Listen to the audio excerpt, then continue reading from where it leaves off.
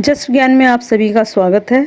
आज मैं 9th class का जो हम पहले वीडियो में आपको कबीरदास की साखियाँ और शब्द पढ़ा रहे थे, उसमें साखियाँ हमारी पूरी हो चुकी थी। आज मैं शब्द पढ़ाने जा रही हूँ और शब्द में हमारे 2 शब्द इसमें प्रस्तुत किए गए हैं, पद प्रस्तुत किए गए हैं। वो दोनों एक्चुअली एनसीईआरटी और सीबीएसई के अनुसार जो फर्स्ट वाला पद है वो हमारे कोर्स में है, लेकिन सेकंड वाला पद नहीं है। ये मैं आपको इस चीज़ से परिचित करना चाहती हूँ, लेकिन मैं दोनों ही इसमें बताऊंगी जिससे कि आपको इन दोनों का ज्ञान प्राप्त हो सके। इस प्रकार से अब मेरा शब्द स्टार्ट होता है। देखिए, माँ को कहाँ ढूंढे रे बंदे, मैं तो तेरे पास में, ना मैं देवल ना मैं मस्जिद, ना काबे कैलाश में, ना तो कौने क्रिया कर्म में, नहीं योग वैराग में, खोजी होए तो तुरंत ही मिले हो पल भर की तलाश में। कहे कबीर सुनो भाई साधो, सब सांसों की सांस में। इस प्रकार से इसमें जो हमारे कबीरदास जी हैं वो ये बताना चाह रहे हैं इस शब्द में कि ईश्वर को हम तरह तरह से अलग अलग जगह पर ढूंढने की कोशिश करते हैं, वो हमारे मन में ही है और हमारी सांसों में है, और हम लोग जो इधर उधर ढूंढते रहते हैं वह सब व्यर्थ है। किस प्रकार से, थोड़ा ध्यान दें, शब्दों पर भी ध्यान देना।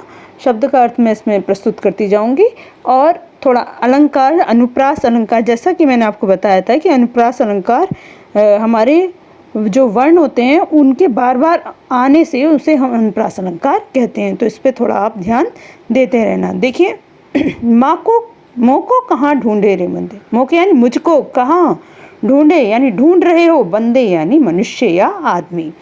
तुम मनुष्य मुझे कहाँ ढूंढ रहे हो। यहाँ ये ईश्वर और वो शक्ति के बारे में बताया गया है। मैं तो तेरे पास में, मैं तो तेरे ही पास में हूँ, तू मुझे हे मनुष्य कहाँ ढूंढ रहा है।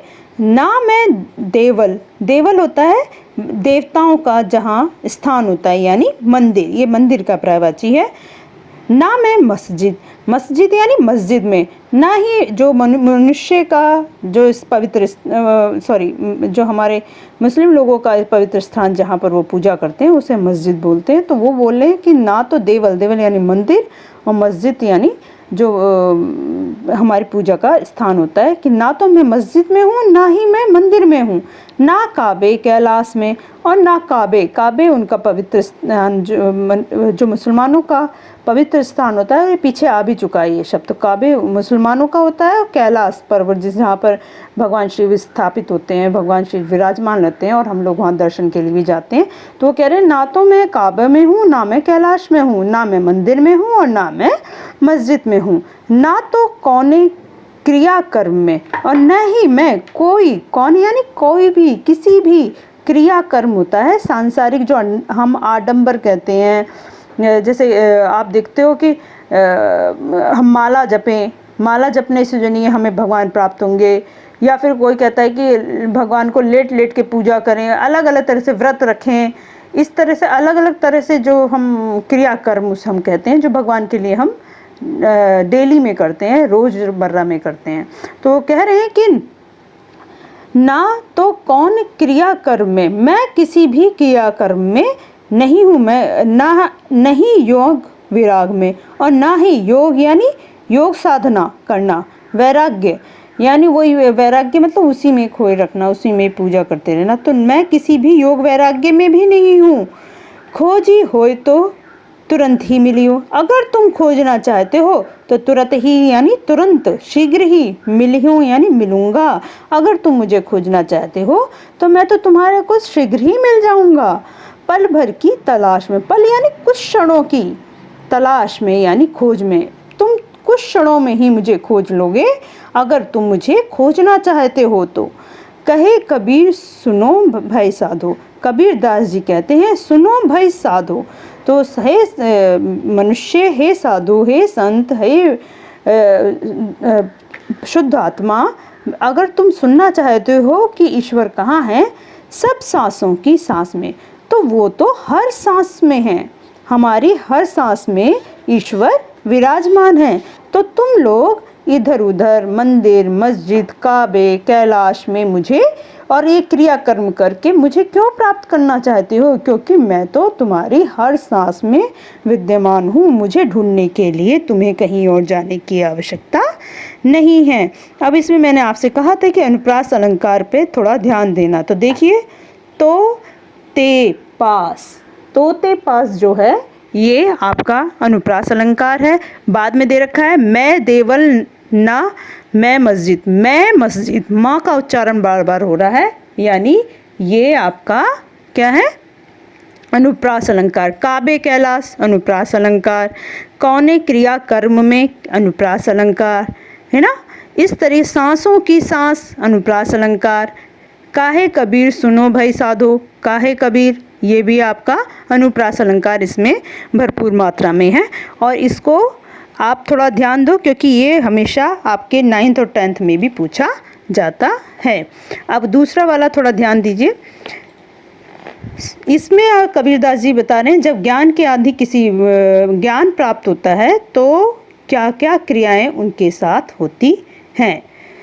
संतो भाई आई ज्ञान की आंधी रे, भ्रम की टाटी सबे उड़ानी, माया रहे न बाधी, हिति चित की द्यू थूनी गिरानी, मोह बलंडा टूटा टूटा, तिस्ना छानी परी घर ऊपरी, कुबथी न का भांडा फूटा, जोग जुगती करी संतो बांधी, निरचो चबे न पाणी, कूड़ कपट काया का निष्कस्या, हरि की गति सब जानी, आंधी पीछे जो जल बूटा, प्रेम हरि नहीं न भानी, कहे कबीर भान के प्रकटे, उदित भया तम खीना। तो इसमें कबीरदास जी कह रहे हैं कि संतो भाई आई ज्ञान की आंधी रे, हे संत भाई ज्ञान की आंधी आ गई है, यानी ज्ञान देने वाली आंधी, ज्ञान प्राप्त होने का समय आ गया है।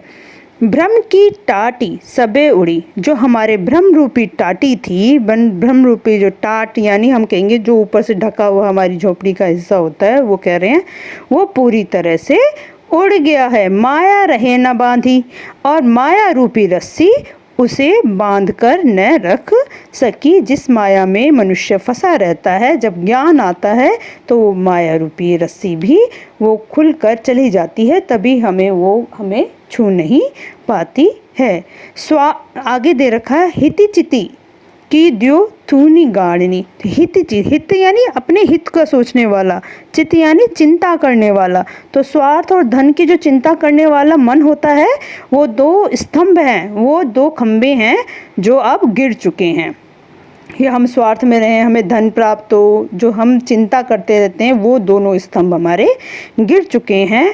मोह बलंडी टूटा, मोह रूपी जो बिल्लियाँ टूट गई हैं, जो गिल्लियाँ होती हैं वो भी टूट चुकी हैं। यहाँ पर जो बिलंडी दे रखी है वो है छत की में बांधने वाली जो बल्ली होती है, उसके लिए बोला गया है कि छत को जो बांध कर रखती है वो मोह टूट चुका है।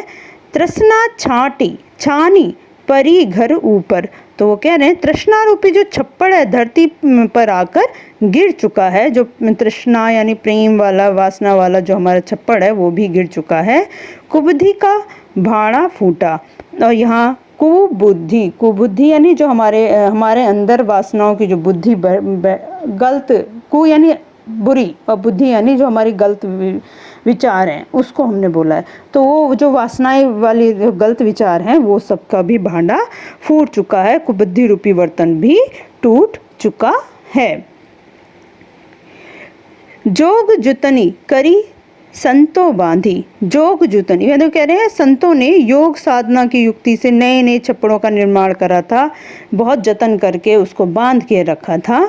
निरचुई चबे न पानी, और यह जो निर्माण उन्होंने ऐसी मजबूती से कि उसमें पानी का एक बूंद भी टपके ना, निरचुई, निर यानी पानी, ना चुए पानी, पानी भी ना चुए, पानी तो वो उसको इस तरह से उसको बांध के रखा था कि उसके अंदर से एक भी पानी का बूंद ना चुए, बिल्कुल भी पानी की बूंद ना गिरे। इस प्रकार जब संत ने हरि के रहस्य को जान लेते हैं तो वो शरीर में बसा हुआ जो कूड़ा करकट है वो सब निकाल कर बाहर कर देते हैं। कैसे? जैसे कूड़ कपट काया निकस्या। तो जो कूड़े करपट रूपी जो काया थी, जो बेकार के हमारे विघ्न बाधा में पड़ी हुई काया थी, जिसमें जो वासना की काया थी, वो सब क्या लिखा है? निकसाया। निकसाया यानी निकाल कर बाहर फेंक दिया है। हरि की गति सब जानी। जब हमने हरि की गति सारी जान ली तो एक कूड़ा करकट रूपी जो माया है वो सब हमारे अंदर से निकल गई है। आंधी पीछे तो जल बूठा। तो कह रहा आंधी पीछे जो जल बूठा, प्रेम हरि जन भाड़ी। तो वो कह रहे हैं कि इस ज्ञान के आंधी के पश्चात जो भक्ति के रूपी जो जल की वर्षा हुई है, जो प्रेम रूपी जल की वर्षा हुई है, वो हरि के सब भक्त उसमें भीग गए हैं। प्रेम हरि जन भीना। तो प्रेम हरि जन, हरि के जो जन लोग हैं वो भीना यानी भीग चुके हैं। कहे कबीर भान के प्रकटे। तो वो कबीर दास जी कह रहे हैं जो भीग के वो प्रकट हुए हैं, उदित भया तम खीना। तो वो कह रहे उदित अंधेरा, उदित भया उदित हो गया, अंधेरा, अंधेरा यानी तम होता है अंधकार, अंधेरा खीना, खीना यानी हट गया है, नष्ट हो गया है। तो जब वो उस प्रेम रूपी आंधी में, भगवान की प्रेम रूपी आंधी में भीग जाते हैं तो उनका जो अंधकार था, जिस अंधकार में वो जी रहे थे, वो खीना यानी उनसे अलग हो जाता है, उनसे नष्ट हो जाता है और ईश्वर रूप की प्राप्ति हो जाती है। इस प्रकार से हमारा यहाँ पर आपकी शब्द समाप्त होते हैं और नेक्स्ट वीडियो में हम इनसे संबंधित क्वेश्चन आंसर को डिस्कस करेंगे और वो आपके सामने नेक्स्ट वीडियो में प्रस्तुत करेंगे। धन्यवाद।